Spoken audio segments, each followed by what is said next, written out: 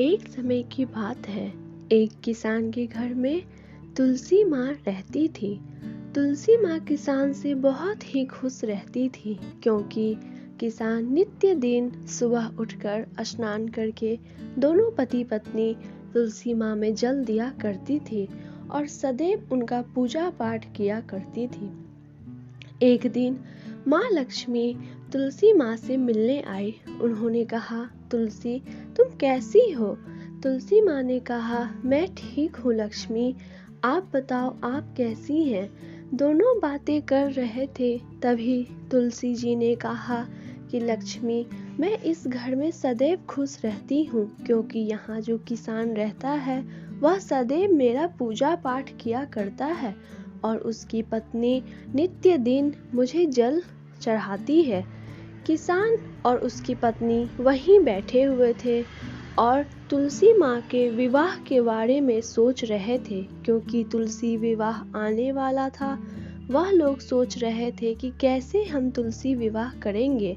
उन दोनों को बात करते देख लक्ष्मी जी और तुलसी जी बहुत ही खुश हुई। किसान ने सोचा कि इस बार तुलसी विवाह हम पूरे गांव को लेकर करेंगे।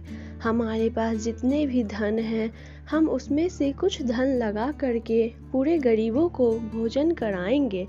यह विचार सुनते ही माँ तुलसी और लक्ष्मी जी अत्यंत खुश हुई।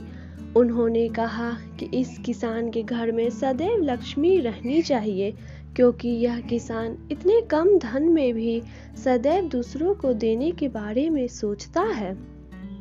किसान ने तुलसी विवाह जैसे ही आए, उन्होंने बहुत ही अच्छे से तुलसी विवाह किया, गरीबों में भोजन कराया, दान पुण्य किया और गरीब को कपड़े भी दिए।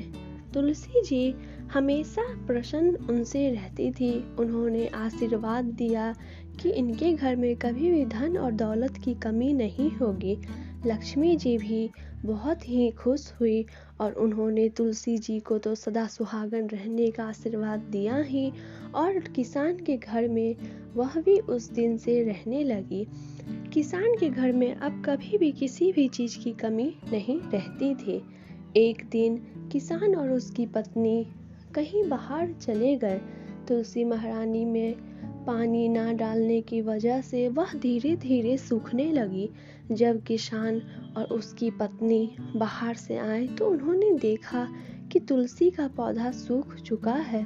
वह लोग बहुत ही दुखी हुए और कहने लगे कि हे पत्नी, यह हमसे क्या हो गया? हमारे आंगन की तुलसी तो सूख चुकी है। उसकी पत्नी को बहुत ही विश्वास था कि हम इतने अच्छे से पूजा पाठ किए हैं, हमारी तुलसी माँ कभी भी नहीं सूख सकती है। वह नित्य दिन उसी सूखी हुई तुलसी माँ में जल अर्पण करने लगी। धीरे धीरे 1 सप्ताह 2 सप्ताह हो गया, लेकिन अभी तक कोई भी प्रभाव नहीं पड़ रहा था। किसान ने कहा कि सुनो पत्नी, हमें लगता है कि हमें दूसरा पौधा लगाना पड़ेगा। लेकिन किसान की पत्नी ने कहा, नहीं स्वामी, हमने अभी ही तुलसी विवाह किया है और इतना जल्दी अपने आंगन की तुलसी बाहर नहीं रखनी चाहिए।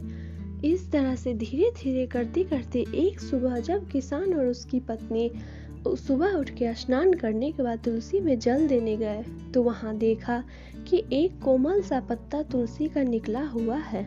दोनों पति पत्नी बहुत ही खुश हुए और माँ लक्ष्मी या तुलसी माँ तो सदैव उनके घर में रहती ही थी। वह उनकी परीक्षा ले रही थी कि क्या सूख जाने के बाद वह मुझे बाहर कर देंगे। लेकिन वह सफलतापूर्वक परीक्षा में सफल हुए और उन्होंने तुलसी माँ को फिर नित्य दिन जल देने लगे। कहा जाता है नित्य दिन तुलसी जी को जो भी स्त्रियां जल देती है वह सदा सुहागन रहती है, उनकी पति की आयु हमेशा लंबी रहती है। इस तरह से किसान और उसकी पत्नी हमेशा जल देते थे और माँ लक्ष्मी को भी वहीं पे स्थापित करके उनका भी पूजा पाठ किया करते थे।